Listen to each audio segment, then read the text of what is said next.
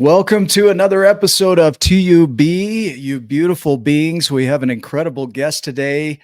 Today we'll be learning about transforming global consciousness with Ankush Jain, and this will be a masterclass on being. So hang tight. We'll be right back.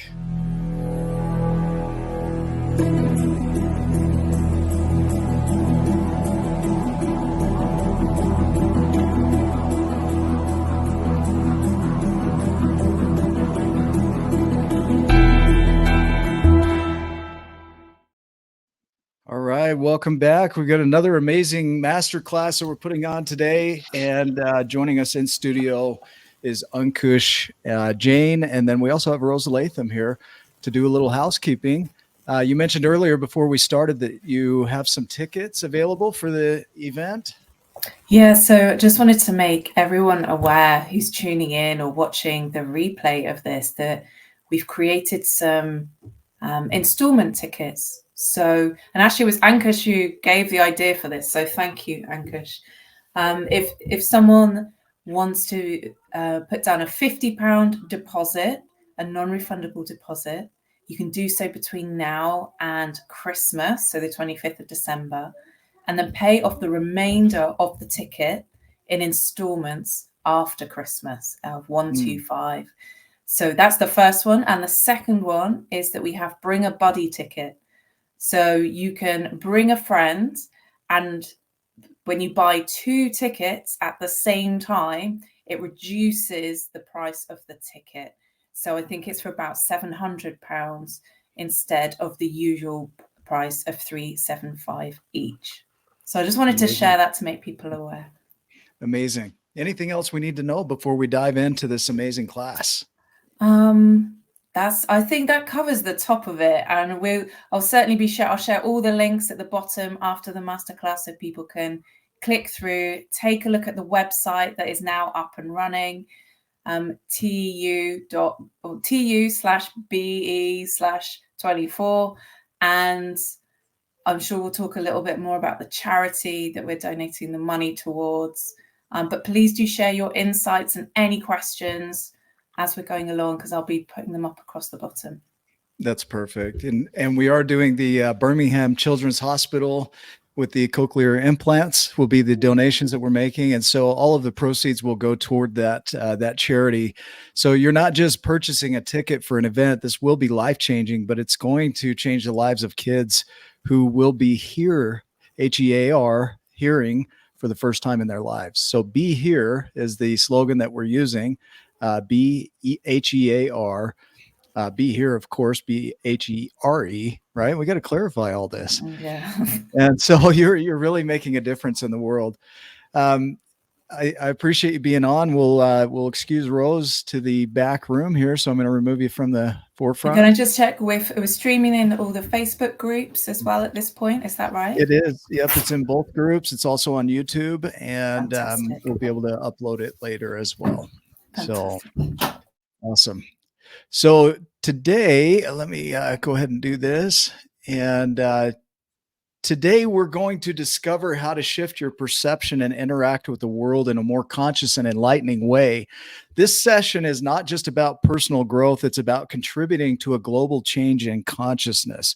Ankush Jain is a distinguished life and business coach known for his ability to change the consciousness of the planet one person at a time.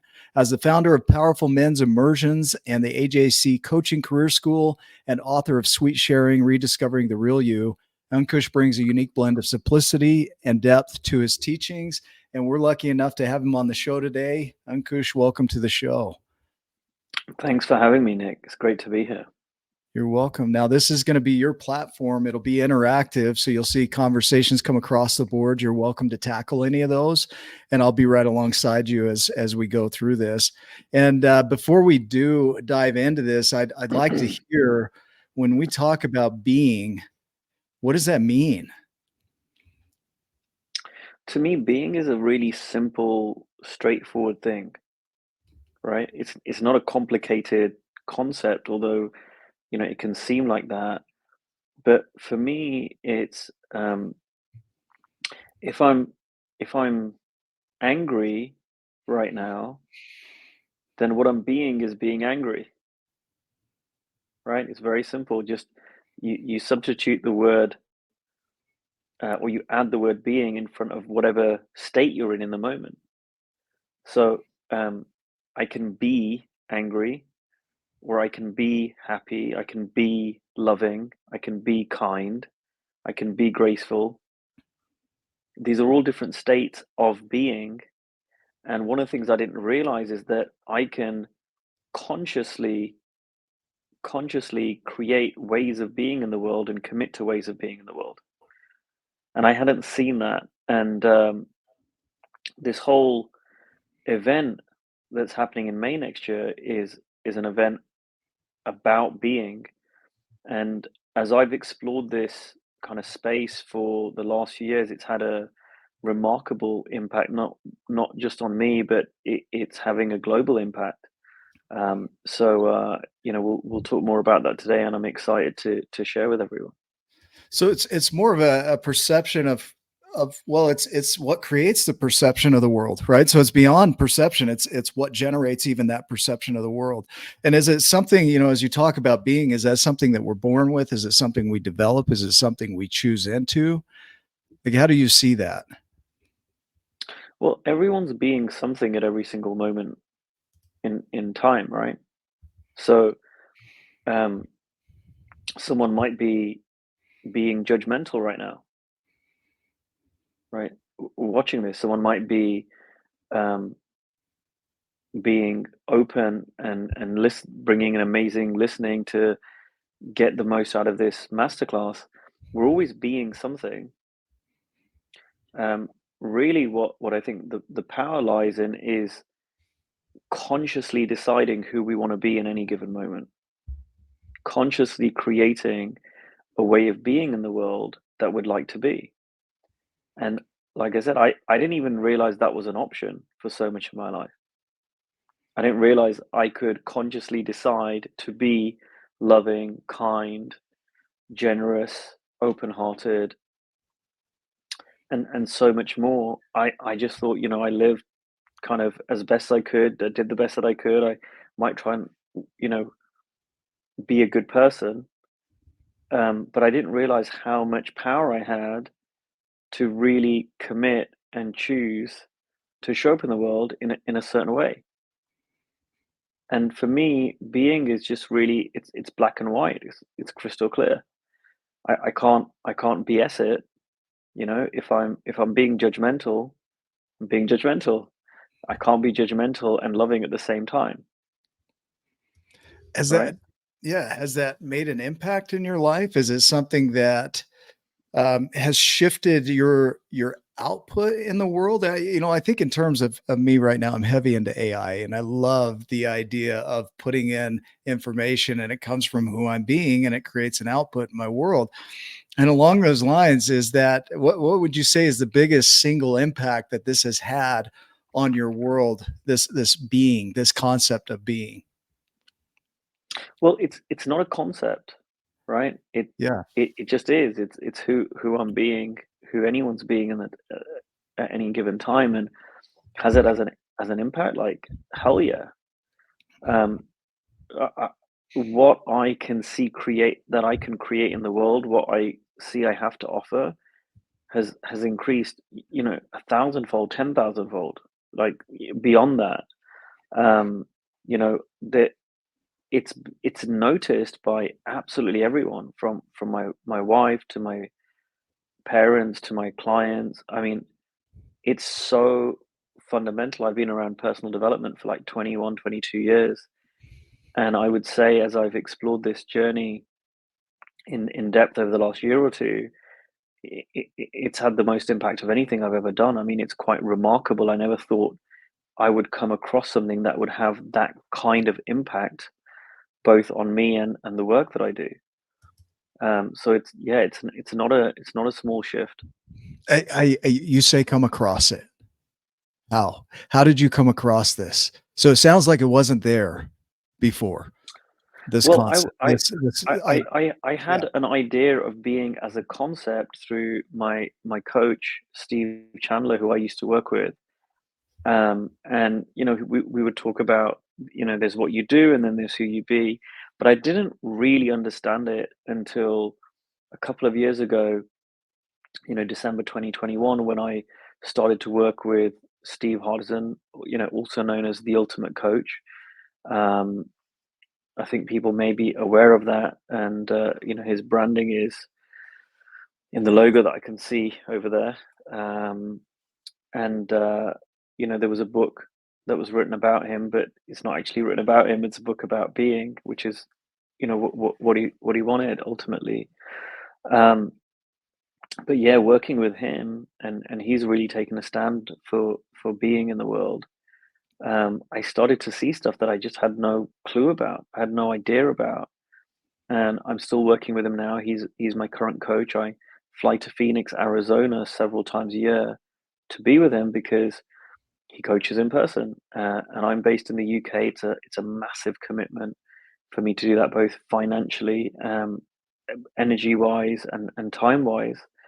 But every time I spend time with him, my understanding of being expands, and my state of being grows. Who I'm being in the world shifts and changes in phenomenal ways. And I'm realizing that I'm just scratching the surface of what being really is.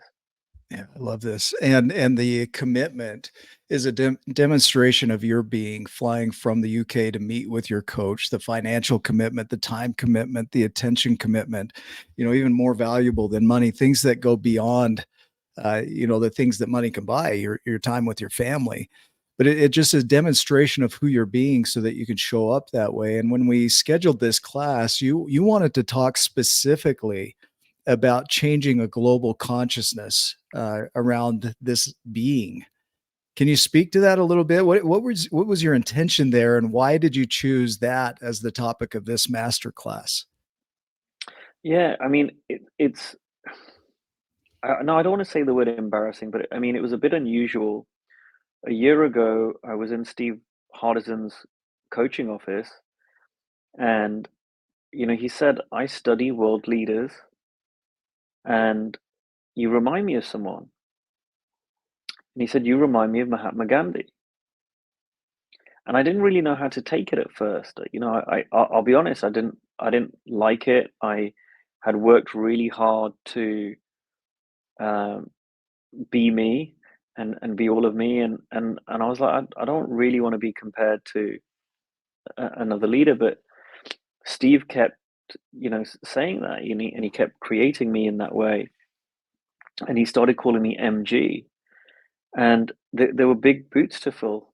And what he said was, the impact that Gandhi had on India, you're going to have on the world. Now that's a huge statement to make. And frankly, I was coming from a place of like, little old me. I can't do that. But I decided to play with it. And so I said to Steve, well, why don't we personalize it a bit more? I'm going to change MG to modern Gandhi, and therefore I can make it my own, and put my own stamp on it. And this year, I started to really, explore the idea of, if I was to be that, because it seemed crazy to me, like that was kind of beyond anything I had imagined. But I was like, if I was to really embody what modern Gandhi would be, how would I have to be in the world? What would need to change? And I had a bunch of things that came forward. So one of them was my physical health. Now I used to exercise. I was in okay shape, but my diet and nutrition were terrible. Um, and I had put that off for so many years. So I got on top of that. I lost about 12 and a bit kgs. I've got down to a very lean state, and now I'm kind of reversing out of that very mindfully, and I've completely shifted how I eat, and it shifted how I look. I've never looked as good as I look. I've never been as strong as I've been. I was in the gym this morning, and three different people gave me a compliment either on how I look or my strength. Um, that didn't used to happen to me before. That's shifted. Um, and then in relationship with my wife. I mean, and I've got to really acknowledge my wife here. Everything that I'm creating in the world, I can't do it on my own. For me to fly out to the States, typically I go out for 10 days at a time. My wife works. She has a fantastic job. She's super smart. There's a big commitment, not just from me, and thank you for acknowledging me for my commitment, but I have to acknowledge my wife, that she doesn't support me. Um, I don't get to go out to the States and work with my coach. So my wife is very supportive. She's fully behind me, and I've had to really think about, if I'm being MG, then I've got to be a certain way with my wife that I wasn't being before. And it's not that we had a bad marriage or bad relationship, but there's a different level to that. So as I start shifting in all these ways in my life, it's incredible, because they seem to have nothing to do with global change. And I found myself in September talking. So I run a coaching school, and I found myself, I had no idea I was going to say this. And I stand at the front of the coaching school, day one of this 6-month program, and I say, we're not here to grow your coaching practice, and your coaching practice will grow. We're not here to make you a better coach, and you'll be a better coach. We are here to change the consciousness of the planet through changing the industry of coaching. And I could feel it. It was like these words were being spoken through me. And as soon as I said it, like, it felt absolutely right. I had no idea how it was going to happen. And I realized, oh, this is me being MG. This is me having that impact that Steve was saying that I'll have on the world, that Gandhi had on India. And then over the last 2 months, just there's been kind of more meat on the bones. It started to become clearer and clearer how that's going to happen, and how my job is to facilitate people waking up to the fact that they can also be global change makers and leaders, and the power and potential they have, which is phenomenal. And I'm just so clear that this is going to happen. I want to ask you, there's a distinction here between putting on a mask, the modern Gandhi mask of, I'm going to pretend to be this, versus being that. Can you create a distinction there of what you mean between this idea of masking or donning or putting on the facade of something versus actually being that and having that express in your world? Does that make sense? Yeah, I mean, this isn't a fake it till you make it thing, right? This isn't just like saying, hey, I'm going to be this person and I don't believe it. This is me having to be that. So whatever that means to me, it's like, for example, there might have been times my wife and I had a disagreement, and in the past I may have had ego about it, and like, oh, I'm not going to apologize. I'm not going to give in first. And to me, that's not what modern Gandhi would do, right? Like I said, with the nutrition piece, modern Gandhi wouldn't be the person who overeats like I used to, and stuffs his face full of junk food. Um, I mean, I could keep going on and on and on. There were so many ways that in my mind modern Gandhi would be that I wasn't being, and I had to just make a commitment and step into that, and enroll other people in that journey too. And people are really catching it. People are seeing it, but they don't see it because I say some nice words or it sounds cool. I've got to walk my talk. So when I say I've got to be it, I've got to walk my talk. And that's kind of where the rubber meets the road. I'd like to ask you around this. Is there a level of unbecoming in this as well? So you have old patterns that you've established over your life and ways of being that have gotten you to this point. Then you go meet with Steve Hardison and you read this book, The Ultimate Coach, and you have some profound shifts. But you also had programming automations that were plugged in over time, ways of showing up. Was there a level of battling that? Was there something that you had to unbecome, or was it simply stepping fully into the becoming or the being, and the world started to shift immediately? I'm just curious about the process here. I think they're both one and the same thing, right? Like unbecoming and being. I mean, it goes hand in hand. But of course, there were habits that I had. There were habits, and you know ways I would operate in the world that had to change. And I'm not going to say it was without effort, like this is some kind of magic pill. There was a journey that I've been on, and I still am on. You know, I'll give you an example. I'm not feeling very well today. I woke up and you know, something's not right in my stomach. And the old me, I had a meeting with my personal trainer in the gym. The old me would have, you know, messaged him, "Hey, I'm not feeling very well. I can't come in today. I'm gonna rest." Um, and now I will say, trust your body. If you're not well and you really are not well, then trust that. But for me, you know, I was well enough to drop my son to nursery and get up. I didn't feel 100%, and so I went into the gym. And I told my trainer, I was like, "Look, I'm not 100%. Let's just see how we go." And and by the end of the session, I felt great. You know, I felt really good. I hit personal best in the gym again. My trainer always laughs. He goes, "Every day when you're either when you're jet lagged or you're tired or something, he goes, you know, you still do well." And that is, you know, a shift in how I operate in my self talk. Um, and then afterwards, you know, again, I'm not saying like, "Oh, you know, everything's fine." I'm not feeling great, and in my head, I'm committed to being here, and not only being here, but I was like, I'm committed to being here and making this the best masterclass, best talk, best webinar that I've ever done, right? And there's a commitment that I didn't have before, and it then becomes a habit. It becomes a way of being the more I step into that and do that, just like it is in the gym, Mm. right? And like people are asking me, "Hey, you know, they see some of my photos online, they've seen some of the body transformation, and they're like, so what do you do?" You know, they're looking for the doing. They're looking for like, what did you train? What did this? What did that? And I'm like, it's a being shift. My shift in how I look shifted. I think it's the 17th of May, 2024, because that's the day I signed up to this program. But it's a day that I made a commitment to shift. And along the way, there've been a bunch of times where I could have quit or something happened, like I started getting some injuries, or you know, I would fall off the bandwagon with the nutrition for a couple of days. And every single time I would recognize, oh, there's been a time with me in the past where this a similar sort of thing has happened and I've quit.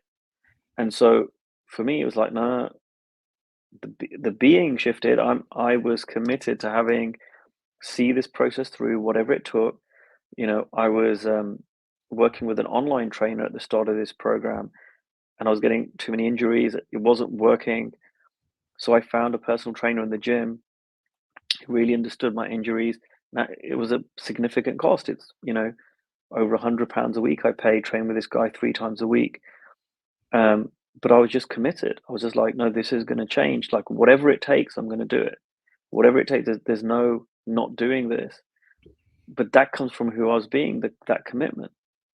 And So it's the same with this shift in global consciousness. It's the same with everything I'm up to now. There's a different way of me operating in the world, and that's real strong commitment to be this uh, new person and ultimately be someone that I look up to. Because I didn't in the quiet moments of my mind, I wasn't someone I looked up to.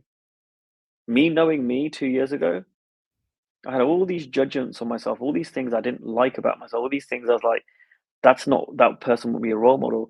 What's shifted now is I'm now being someone who I can definitely see would be a role model to my son or a role model to the younger me.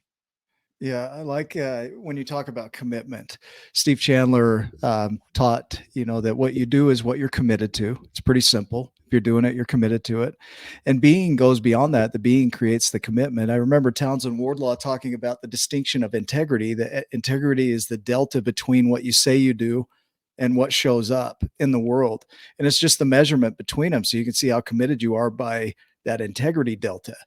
And when it comes to this way of being, it trumps doing, because you might be being a certain way. It's such a strange language, right? To be a certain way and then find out that your doing doesn't align with that being, like the injuries you mentioned. the coach that you had didn't align with the being. And so you had to find another way of doing. And so really when you know your being, then you find the doings that align with that. Is that fairly accurate? Yeah, so I, I worked with a company, and I said, how quickly could I get to basically having a six pack? That was one of the things I wanted to do, and they're like, the people do it within 5 to 6 months. So, if they really commit to the process, it can take longer. But if you really commit, so I was like, great, I'm in. 5 to 6 months, I'm going to do it. And so I did it in that time, and I got the six pack. But what I noticed is there are a number of people who go through this journey, and there's several companies who do this, and then they bounce back. They just go back to how they were before, or even the person who recommended this particular company to me went, "Oh, it's not sustainable. I did it once. I wanted to have a six pack once, but it's not sustainable."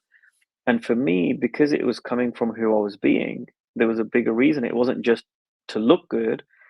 It was a fundamental shift in how I eat and how I train, and how I show up in the world. And so I was like, right, I want to be the top few percentage of people that of my age are in this shape and strength and health.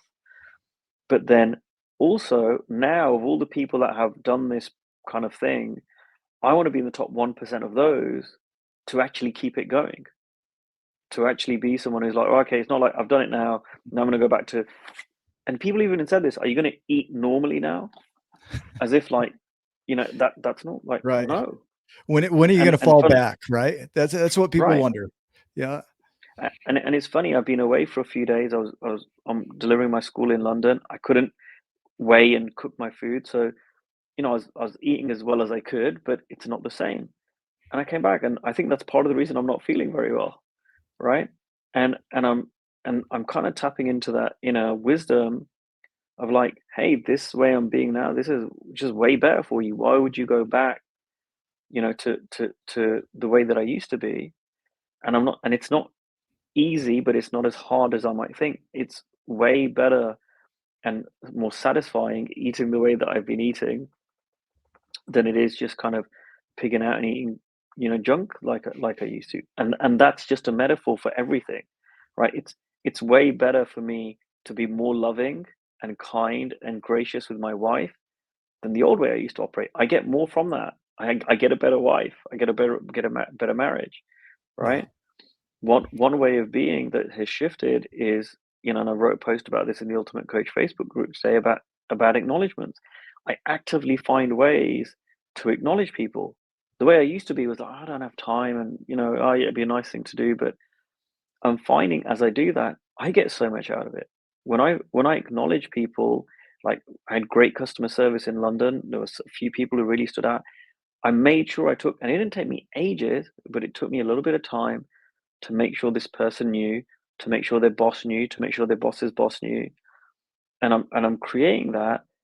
And I didn't do it for this, but I got so much stuff like comped at this hotel, Mm. right? I got so much stuff like way more given back to me, way more than I could have ever imagined. And that's not the reason I did it, but I had a totally different experience of being at this hotel, which I've stayed at, several times before. It was a different experience now. And I'm going back there, I'm gonna have a different experience. I'm creating relationships in ways that I've never done. And this was the same in Spain. I went to Spain 3 weeks ago. I was asked to speak out there, and I'd been there in 2019. And when I went there in 2019, I'm there, I have a nice experience, I come back.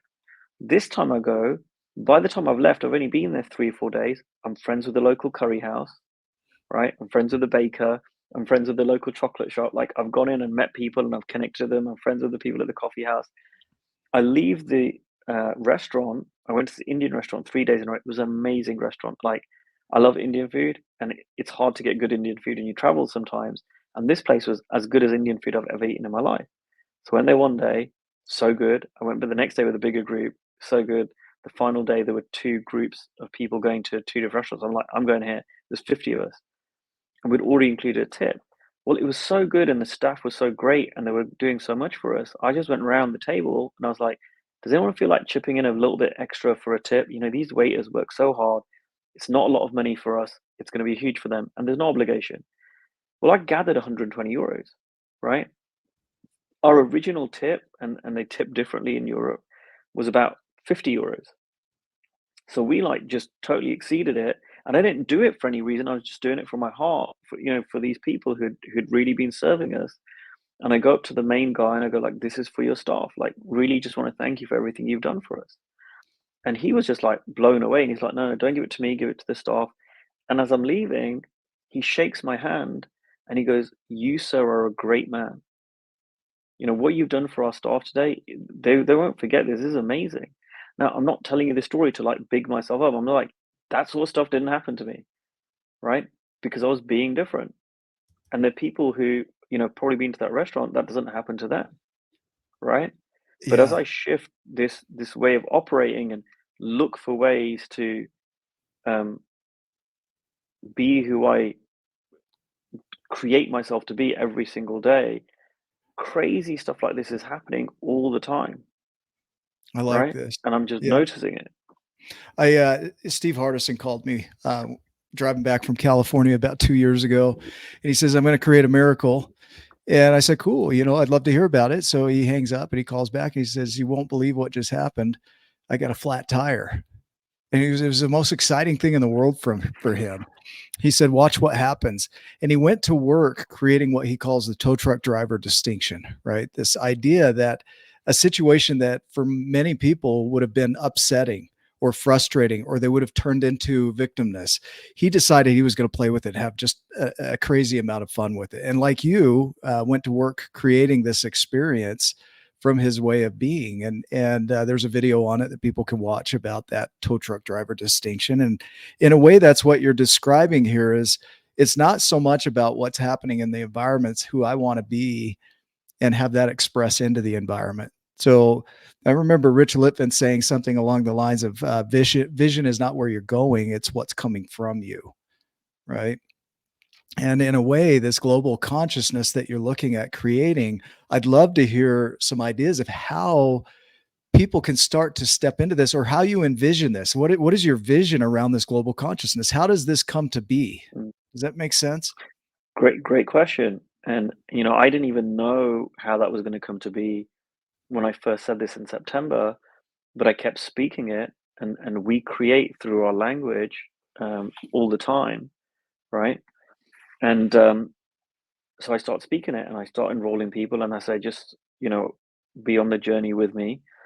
And hey, Steve, I think Steve is watching us. And then I start to realize, as I'm seeing the greatness in myself, I'm seeing it in other people. As I shift who I'm being in the world, and I realize, wow, there's way, way, way more that I can achieve in the world and create in the world than I ever thought possible. I start seeing it in other people. Now, this isn't just clients, this isn't just about me being a coach. It's like I see it in everyone. And so I start speaking it to them. I start speaking what I see as possible for them. And then it dawns on me, I know a bunch of people that if they really accessed and harnessed their state of being, they really accessed and harnessed their true potential, what they have available to them. I know a bunch of people that on their own could change the consciousness of the planet. Like a bunch of people, right? In business, in small business, in the music industry. And just like me, they didn't realize it and they were playing smaller than they might have been. Well, now I start speaking that to them.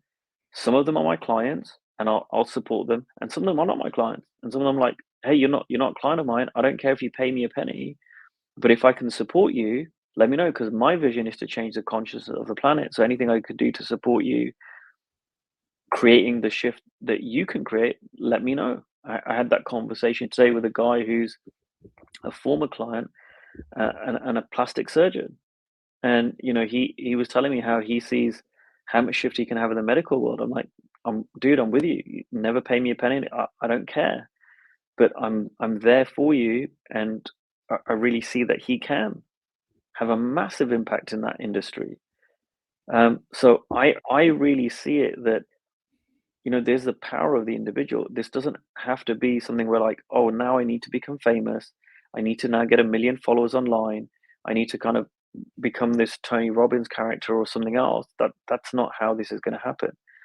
but I'm kind of saying that the revolution will not be televised. People won't see it coming, right? So, and this is true with you too, Nick. You access your state of being. You really access who you really are and the power you've got in the world, which is a mountain without a top. There's always way more for us to create them that we can create than we realize. Just you alone. I mean, your book is incredible, The Giants and the Smalls, and I know you're working on other books. Well, you're going to have ways of being that you don't even realize that are unconscious to you that are getting in the way of you having a bigger impact in the world through that book or through your work. And that's not a criticism or a judgment. We all have that, right? And so what I'm seeing, part of my role is to help facilitate people get past those blind spots and realize like, oh, okay, yeah, wow, I can do way more than that. Oh, I could shift here, I could show up in this way. And people see Steve Hardison and they think, oh, he's some kind of strange, in a very positive way, guy who can do things that the rest of us can't do. And he keeps saying over and over again, there's nothing that I do that anyone else can't do. Isn't that, yeah, I want to hang on to that thought. I don't want to lose what you've got going here, but I want to anchor that in. That's something that Jesus said, anything you see me doing, you can do. It's something Steve Hardison says. It's something you're saying. I remember being at the TBOLIT NFL event here in Salt Lake City years ago. And when Steve grabbed Chris Doris by the shirt, the jersey, he was literally shaking this man into his being. If you could only see you the way I see you, right, then you would wake up and you would shift your consciousness. And I see that in my own world. I don't feel that's a judgment of where I'm at, but it's true. There are things that are unconscious or non-conscious that get in the way of our being, and we allow them. And sometimes you need that person like Steve did with you to say, you're like Mahatma Gandhi. And you're like, no, I'm like the modern Gandhi. I mean, you woke up to it. Either way, it didn't matter, but you had this awakening to, holy crap, I could do that. And it sounds like that's what you're doing with other people, is waking them up to, if you could just see you the way I see you, you would never go back to playing small again, right? Is there a continuation to that? Yeah, I mean, it's unbelievable. And I want to go beyond that as a concept. I mean, real time, the things that I find that people are looking to create now, I'm like, that's done. I mean, you step into who you could really be in the world, it's done, right? Whether it's like someone wanting to grow their coaching practice or someone wanting to, I don't know, whatever it is, it doesn't matter. I mean, yes, I'm working with coaches, but this isn't for coaches. This is for everyone. Um, you know, we can have our cake and eat it, right? We have access to, the same creative energy that created the universe. We are the universe. So people wake up to that, and and I'm just talking for me. What I thought was just not possible, and I spoke to Steve in our first coaching session. Hey, I'd like to create this, and I said something, and I said a number in my business that was like so big that was like, even if I spent a decade, I don't think I would reach this. It was just something that was crazy to me. And now that just looks like nothing. And I'm not saying that because I really care about the numbers. And it's not that I don't care about the numbers, but this is so much bigger than that. Like, this is a shift in global consciousness. And there's levels to that. Someone just commented that, it's already happening. Yeah, it's already happening. Right. And there's levels to it, and I can see more and more clearly that there's levels of shift that I can help facilitate that go way, way, way beyond. I mean, even when I had the thought about changing the coaching industry, the first thought was like, I can't do that. There's all these other people, and there's people who've been doing this work longer than I have, and who me? And then I just was like, well, why not me? And that came from a shift in how I see myself, my self talk, and a lot of that is grounded in me having something called a document that I created with Steve Hardison, where it's more than a process. I don't want to just call it a process, but there is a process I went through with him. But it was who he was being, and then who I was being, and we looked at all the negative judgments I had on myself, and we cleansed them. We ran a process of self-forgiveness on them. And then I created new statements. I created this document that I speak every single day, twice a day. And it's, you can't see, it's down over here in my office. Um, and you know, it's framed, and like that's been a game changer for me, right? I am my document, and every day I find new ways to be it even deeper. Um, and that anchors me. And the more I step into that, like in a way, the only thing I need to do is step into being my document every single day, and the impact I have in the world will be global. Can we slow down with the document a little bit?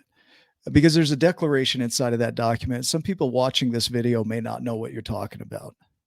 Right. So you say a document, you slow down with these judgments that you have and you clear those judgments, and then you rewrite your truths and you put them into a document and you read it twice a day. But what is the power of that? Why is that so essential and foundational to everything that you're creating? Because that's the conscious creation of, you know, and expanding my state of being. It all flows from that, right? So, you know, I've got it here, there are about 50 statements or something that I have that I declare, and they all start with I am. But I'll give you an example.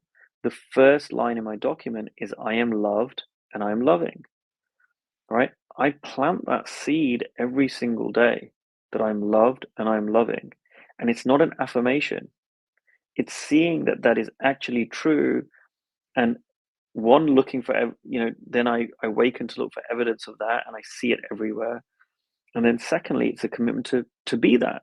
So if I'm loved and I'm loving, well, there's certain ways of being that are not loving that I used to be like. Well, now I'm making a commitment that when I catch that, right, I forgive myself, and then I recommit to being loving. So if I'm not being loving with my wife, then I catch it, I forgive myself, and then I come back to being loving with my wife. If I'm not being loving with my neighbor, right, as soon as I catch that, I forgive myself, and then I commit to be that. And I got this set of these statements everywhere, D- and Are they've there come from me not believing that about myself, are there right? times you're not it then? You're not your document. There are Every single times when day, you're okay. And when you're every not single that, day. you've got a process for returning to it. Yeah, and it's not about a process. So you Okay. could say the process is I forgive myself for judging myself that I was not loving or something, and then I return back to who I declare myself to be. But it's beyond that. I was talking to Steve about this. Sometimes I don't even need to do that. It's not about the process. It's fundamentally me loving myself. That's what this is about. Like, it just doesn't make sense to judge myself anymore. One of the big things that's shifted for me is I'm actually nice to myself. I'm actually loving myself. I'm actually not as mean or horrible. And so many people know this, that you know, we say if you spoke to other people the way you speak to yourself, you wouldn't have any friends. Well, that's shifted for me. I don't speak really horribly to myself anymore. And when I do, it's just short lived. I shortcut it, and I'm like, no, I don't want to do that anymore. I'm committed to being what I declare myself to be. And that's it. Like, I'm declaring myself to be this, and I'm committed to being that. I know every single day there's going to be, if someone audited me, there's going to be at least one thing, and probably several things every single day, that I'm not who I declare myself to be. It's not about being perfect, right? And it's not about judging myself when I'm not. It's just like, oh, okay, yeah, I'm not there. Catch it, return to it. It reminds me of airlines. You know, they know where they're going, the destination, and during the flight, they have all these auto corrections, right? Little micro adjustments back to the point of or trajectory that's going to get them to the destination. And that's what it sounds like to me is that there will be times that you are not your document. There will be times that you're not being the being that you're declaring in the world. And instead of judging yourself for it, you're just getting back on track. You're like, okay, I'm not doing that. So you're just back on track. Does that sound accurate? 100%, you know, Mm. and it's not about get out of jail card. I'm committed to being my document. And I'm just finding it's a mount without a top. I'm just finding other ways to be that, other ways to be that, other ways to be that. So, you know, I could pick any line of my document, right? And then that day say, okay, I'm going to commit to really being more of this today. And I've got so many examples over the last year where I've done that. You know, one of the things I had was I was scared of spiders. And I knew in my heart, to get over that fear, man, I need to hold a tarantula one day. And I was just like, there is no effing way that I'm going to do that. It was such a big fear. And then the opportunity came a few months after I created my document. We went to a kids' party, and it was called a petting party. I didn't realize these things existed. And, you know, my son was invited to it, my wife and I were invited to it, and they had different pets, different animals there, including a snake. And I was also scared of snakes, but a tarantula. And I was like, all right. And as I'm driving down, and it's like an hour and a bit journey, I'm just saying my document over and over and over again, over and over. My wife and my son are sleeping in the car. I'm just saying my document, saying my document. And when I get there, I'm not saying the fear went, but I was like, all right, I'm gonna hold this tarantula. And when I held it, in the end, when I held it, I was like, this is beautiful. I even started considering getting one as a pet. It was such a beautiful thing, right? Yeah. Yeah. But that shifted me. Now, having held that tarantula, like, it shifted that fear. Now, one of my statements is, I'm one of the bravest people I know. So on one level, I can see how that was true before all of this, because I've done some things that are pretty brave, like leaving my corporate career without a safety net and doing certain things. I'm like, that's pretty true. I've done some stuff, and I can commit to being that. Now, where are opportunities to be that? Oh, okay, here's an opportunity to hold this tarantula and a snake. Or I'm going to do that, Huh. right? Yeah. I'm just making this connection here, and it's just so beautiful. Is it has nothing to do with emotions. And what you're hitting on is those sensations that you feel, that's natural. That's stuff that we all go through. But being is so far beyond that. It's being your word, it's being your commitment regardless of the emotions. You could be your emotions, and that would be a way of being, right? You could have been afraid of that spider and not done anything about it, and that would have been your way of being. It would have been more the feelings than your commitment to overcome that fear. And so it goes beyond emotion. I think that's so important because people think they need to feel good to do good. They think they need to be rid of anger and frustration and sadness and all these things that we go through as humans. And it has nothing to do with that.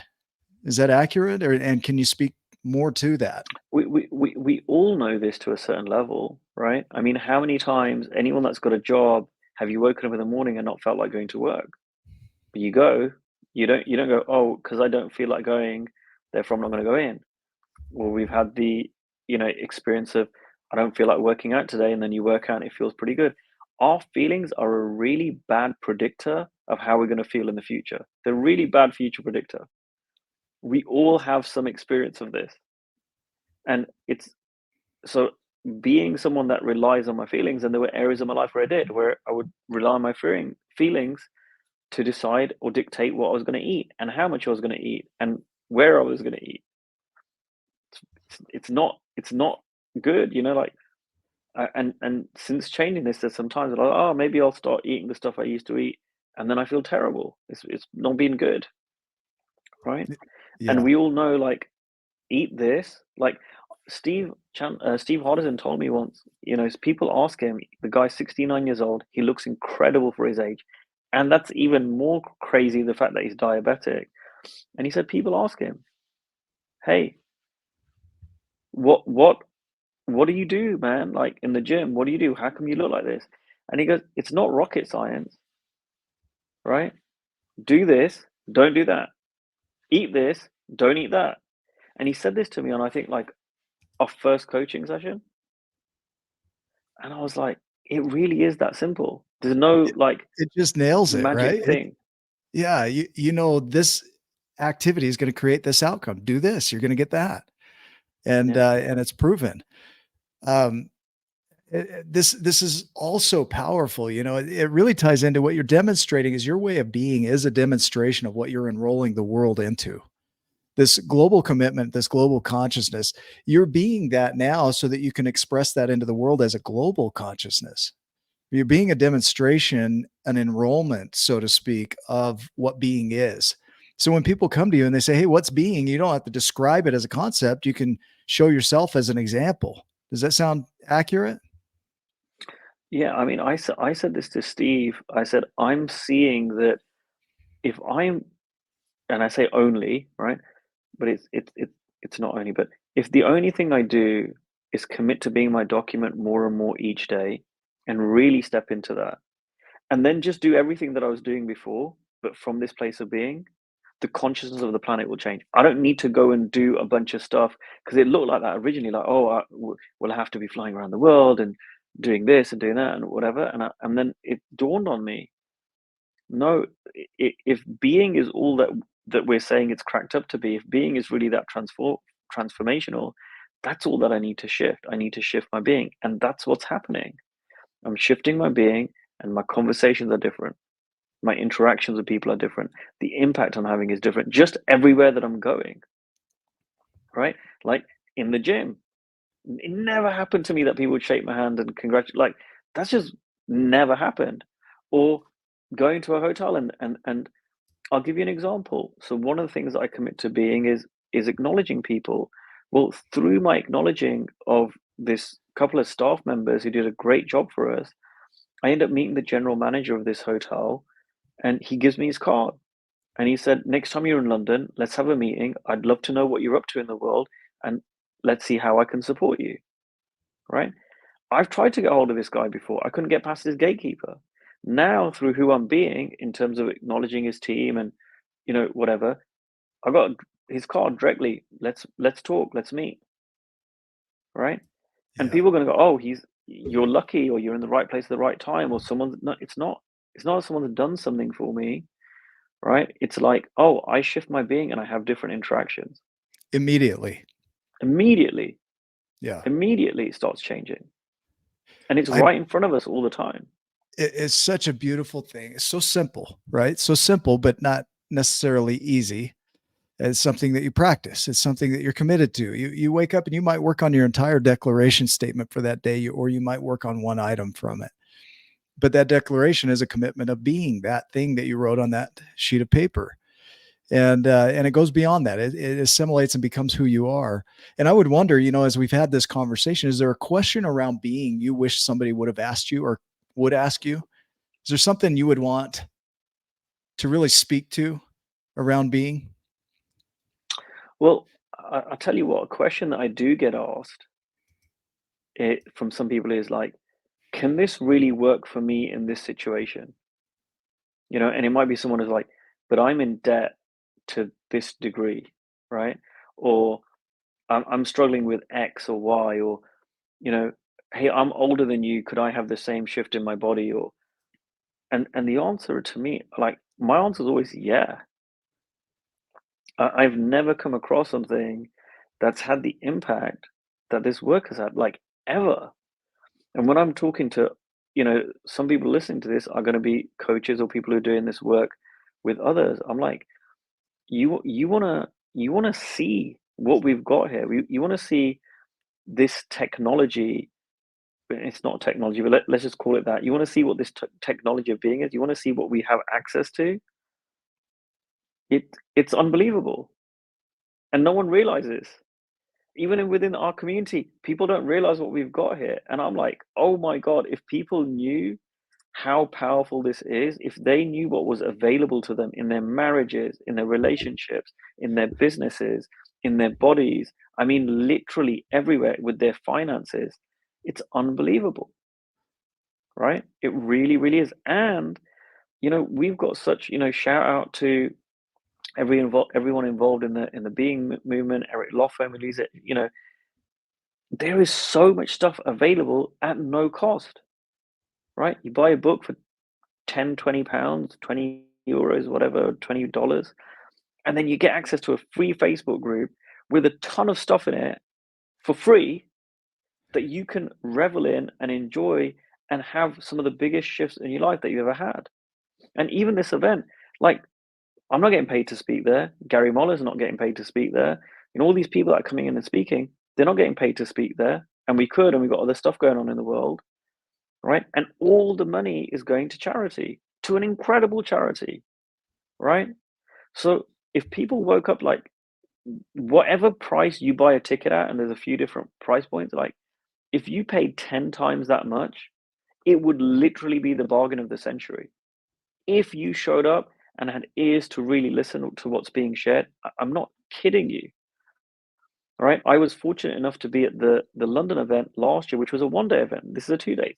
But I was at the one-day event, and I sat there, and some of the things I heard and that impacted me from that day are still benefiting me today.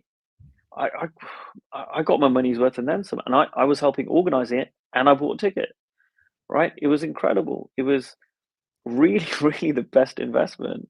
And so, we're not trying to make money for people. We're certainly for me, I'm like, I want to enroll you in like, hey, your life can get better. And I say this because my life wasn't good.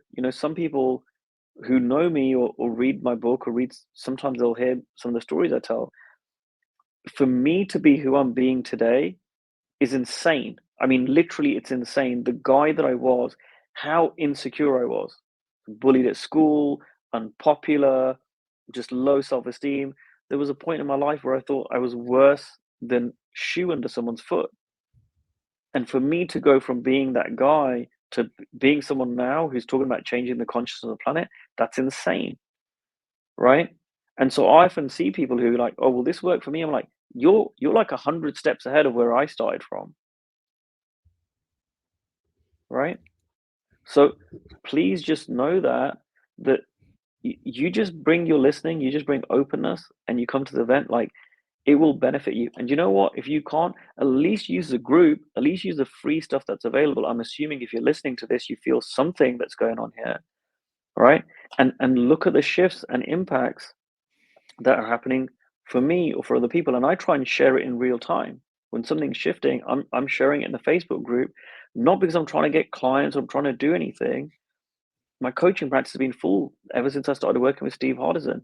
I'm sharing it because I get so much from helping someone else. It just nourishes me. This is the reason I became a coach, that it's not just for me. I want other people to get the benefit I'm getting, right? And a percentage of that will come back to me anyway. It makes good business sense, but that's not why I'm doing it. I want to make the world a better place.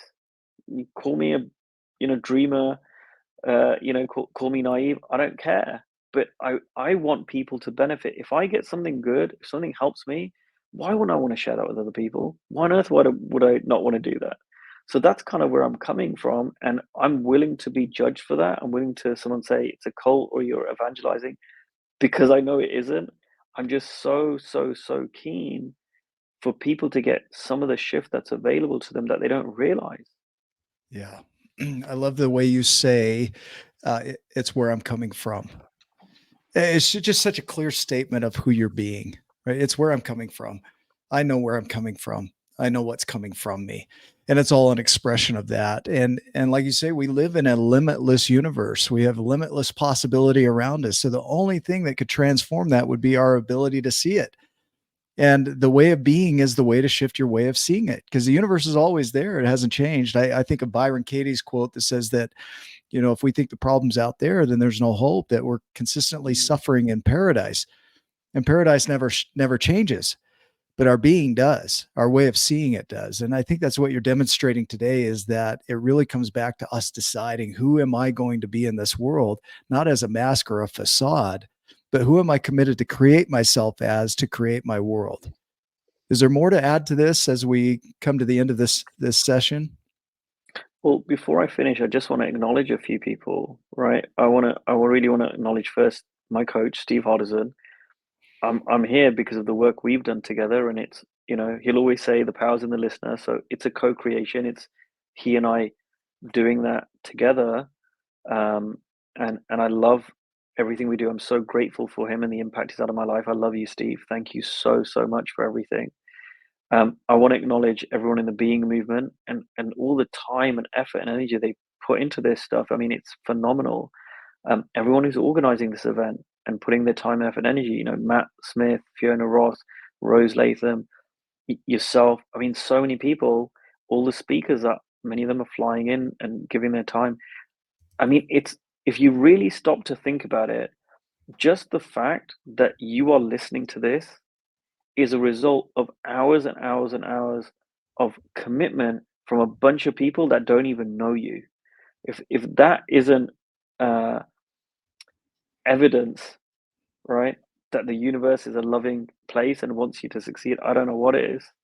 And finally, again, I said it before, but I just want to say it once again. I want to shout out to my family. The most important thing for me is my wife and my son, and my extended family. I love them all, and I'm very, very, very a blessed man. I'm very, very blessed to have the people in my life that I do. And I want people to know that it's not a one-man show. I've got a beautiful support network.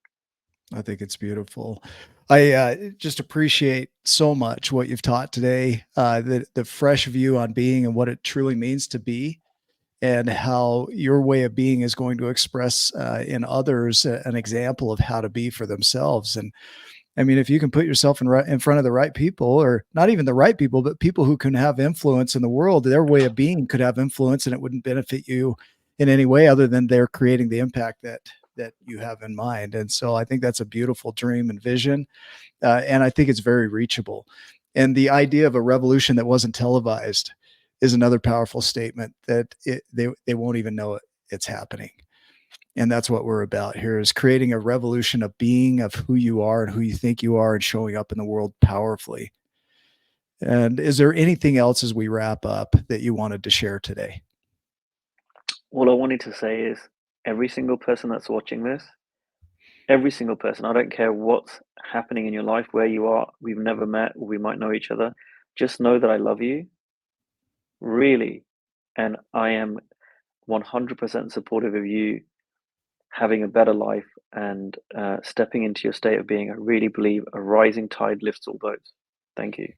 Yeah, thank you. For those that are watching, thank you for being a part of this. Tune in for the next Being Masterclass that'll be coming up, and tune into the group. If you're not a part of the TUB group, make sure you go sign up there, but get your tickets, most importantly. It's going to a good cause. It's going to the Birmingham Children's Hospital, and every dollar is going to all the proceeds anyway are going to charity. So thank you for being a part of this. Thank you for your comments. And we will see you in the next video. Make it a giant day.